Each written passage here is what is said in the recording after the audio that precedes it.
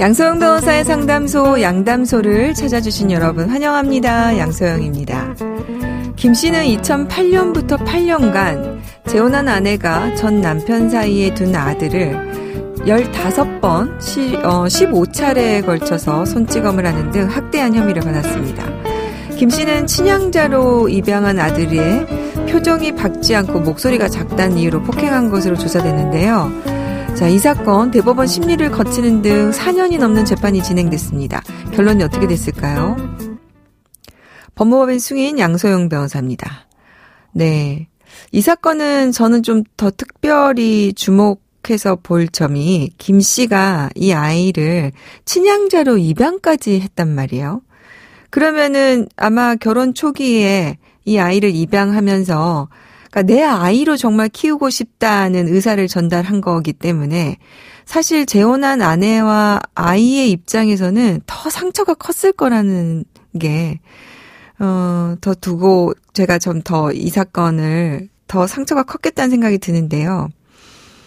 사실 재혼하면서 친양자로 입양하겠다고 배우자가 해주면 그 상대 배우자는 굉장히 고맙고 거기에 대해서 정말 기대가 굉장히 컸을 것이고 아이는 친양자로 입양이 되면은 이제 전에 이제 아버지하고 관계가 단절되기 때문에 정말로 새로운 아버지가 되는 거거든요. 그런데 그 아버지로부터 이렇게 학대를 받았으니 아마 상처가 더 크지 않았을까 하는 생각이 좀 듭니다. 그래서 친양자 입양을 생각하시는 분들 정말 신중하게 생각하셔야 됩니다. 자, 이 사건 1심 재판부는 8년이 넘는 장기간에 걸쳐서 지속적인 폭행이 있었고 폭행과 학대를 부부싸움 중에 흔히 있을 수 있는 일이라거나 훈육의 일환으로 보는 인식이 매우 좋지 않다면서 김 씨에게 징역 2년을 선고했습니다. 아니, 아이가 표정이 밝지 않고 목소리가 작으면 아이가 힘든가 보다. 내가 더 잘해줘야 되겠다 생각을 해야지. 이걸로 폭행을 했다는 게 말이 되냐 이거죠. 2심에서는 징역 1년 2개월에 집행유예 3년으로 감형을 했는데요. 항소심 재판부는 폭행의 시 장소 방법이 구체적이지 않다고 하면서 일부 공소사실을 기각했습니다. 그런데 이에 대해서 대법원은 항소심의 판결을 깨고 유죄 취지로 다시 서울 서부지법으로 돌려보냈습니다.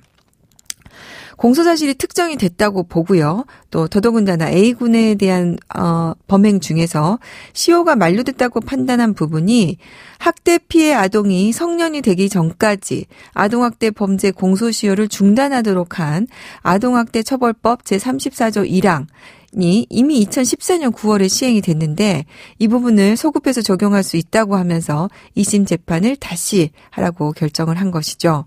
자, 그렇게 해서 파기환송심 재판부는 징역 1년 6개월에 집행유예 3년을 선고했습니다. 그런데 또 김 씨는 이 판결에 불복해서 대법원에 재상고를 했군요. 그러다 보니까 4년 4개월이나 이 사건을 끌어온 것 같습니다. 그래서 이 사건 재판이 또다시 이어지게 됐는데요. 검찰이 또 재상고를 함에 따라서 결론이 잘 나기를 바라고요. 그 사이에 아이의 상처가 잘 회복되었기를 기도해 봅니다. 오늘은 강효원 변호사님 함께합니다. 변호사 안녕하세요. 안녕하세요. 네, 준비된 사연 만나보고 얘기 나눠볼게요.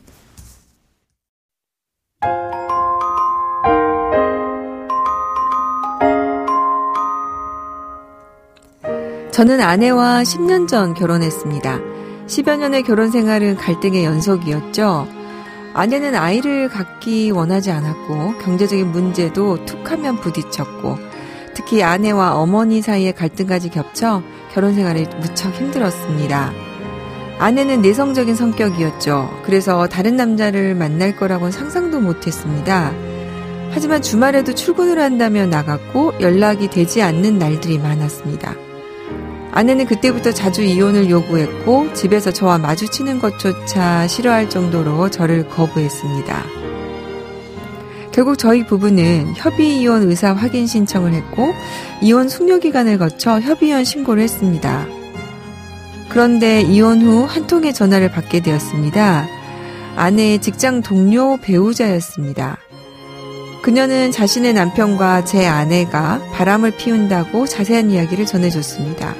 알고 보니 협의이혼 숙려기간 동안에도 아내는 그 남자와 여러 차례 호텔을 드나들었고 협의이혼 신고 후부터는 본격적으로 만나기 시작했다고 합니다. 저는 이혼이 진행되면서 힘든 시간을 보냈는데 두 사람을 용서할 수 없습니다. 아내의 불륜남을 상대로 위자료 청구를 하려는데 승소할 수 있을까요?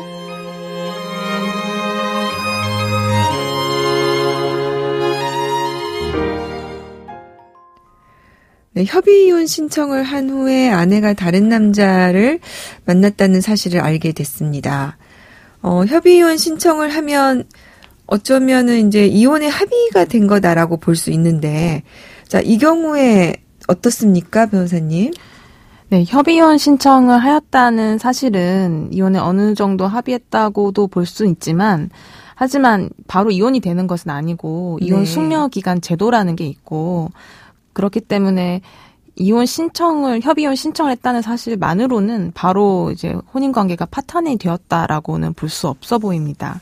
그러니까 지금 위자료 청구를 하려면 중요한 포인트가 지금 배우자의 부정행위가 혼인 파탄에 인과관계가 있는 것이냐, 그걸로 인해서 혼인이 파탄된 것이냐, 아니면 이미 협의이혼 신청을 하면서 파탄을 한 것이냐, 된 것이냐, 이제 이렇게 보기 때문에 이게 중요하지 않습니까? 네, 맞습니다.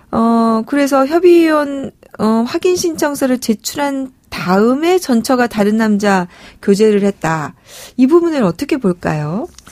네, 이와 관련해서 최근에 선고된 한 하급심 판례를 소개해드리려고 합니다. 법원은 협의이혼 숙려 기간은 일반적으로 혼인관계 유지에 관한 진지한 고민의 시간이자 혼인관계 회복을 위한 노력의 시간이므로 특별한 사정이 없는 한 협의이혼 숙려 기간 중에 다른 이성과 교제하는 것 역시 혼인관계 유지를 방해하고 상대방의 신뢰를 훼손하는 부정행위에 해당한다고 판시하였습니다. 네. 즉 전처와 그 상대방 남성이 부정한 관계에 있다는 걸 알기 전에 협의이혼 확인 신청을 했다는 사정만으로는 부정행위가 있기 전부터 혼인관계가 이미 파탄되었다. 그래서 실체가 더 이상 존재하지 않는다라고 보기에는 어렵다는 것입니다. 네. 사실 이제 숙려기간 제도를 이제 도입한 그 의미가 뭐냐면 그 기간 동안에 충분히 생각을 해보고 이혼 의사를 유지할지 아니면 그걸 철회할지를 검토해보고 그렇게 해서 가정이 회복될 수 있다면 좋겠다라는 취지로 이제 도입이 된 거잖아요.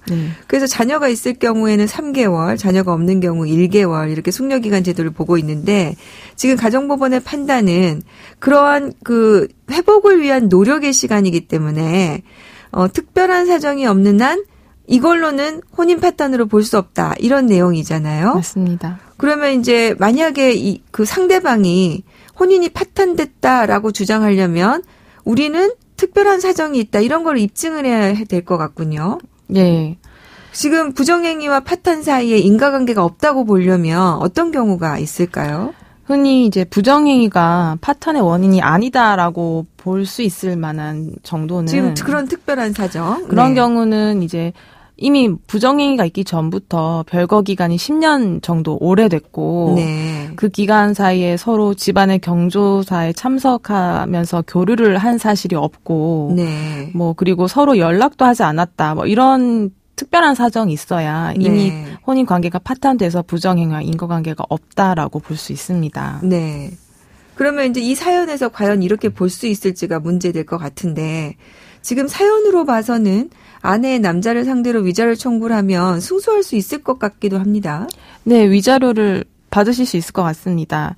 설령 사연자분이 아내의 부정행위 사실을 모르고 협의이혼 신청을 하셨다 하더라도 그 신청 직전에 전처와의 갈등이 심화되셨고 또 신청 직후에 전처분이 유부남과 교제한 이상 전처의 부정행위가 혼인 파탄에 사실상 영향을 미쳤다고 볼 수밖에 없을 것 같습니다.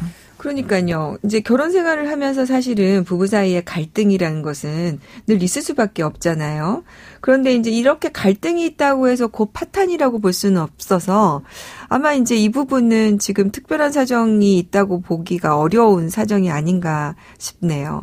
자, 사연자분처럼 위자료 소송을 준비하시는 분들에게 우리 강 변호사님 꼭 전해드리고 싶은 이야기 몇 가지 좀 정리 좀 해주시겠어요? 네, 한 3가지 정도 말씀드리고 싶습니다. 먼저는 위자료 소송은 결국에는 이제 증거가 중요하니까 증거 수집을 잘 해주시기를 말씀드립니다. 요즘에 휴대폰을 워낙 많이 사용하십니다. 그래서 증거로 문자 메시지 내역을 많이 활용하시는데 문자 메시지 외에 특별한 다른 증거가 없으면 또 조금 애매한 경우가 있습니다. 뭐 내용이 너밖에 없다는 그런 말이나 아니면 눈 돌린 것 같다, 뭐 자기야 이런 표현밖에 없다면 부적절한 대화는 볼 수 있지만 부정한 관계로까지 단정하기는 어렵습니다. 또 증거 수집을 하실 때는 위법 행위를 하지 않도록 하시기를 말씀드립니다. 네, 중요한 부분이죠. 흔히 이제 휴대전화, 문자 메시지 외에 배우자의 대화를 녹음하시는 경우도 많습니다.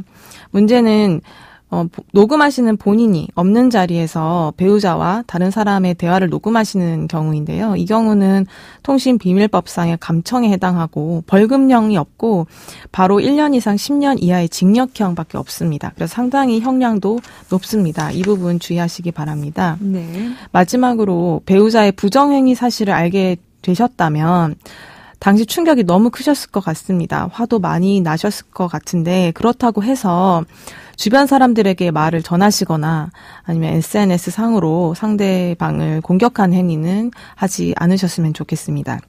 이 경우에는 또 오히려 형사 처벌을 받으실 수도 있으니까 주의하시기 바랍니다. 네. 전혀 몰랐는데 그래도 아내의 직장 동료가 알려줘서 이런 사실을 알게 되셔서 글쎄 다행이라고 해야 될지 아니면은 슬프다고 해야 될지 모르겠는데요. 일단은 혼인 파탄의 원인이 그 본인의 책임만이라고 해서 굉장히 힘들었는데 아내가 이런 행위를 하고 있었다고 생각하니까 이 부분에 대해서는 위자료 청구를 해서 어쨌든 자신의 상처를 조금 보상받을 수 있었으면 하는 생각이 좀 드는군요. 오늘 강혜원 변호사님 도움 말씀 감사합니다. 감사합니다. 양소영 변호사의 상담소 양담소는 내일 또 문을 엽니다. 끝곡 얀의 그래서 그대는 들려드릴게요. 양소영이었습니다.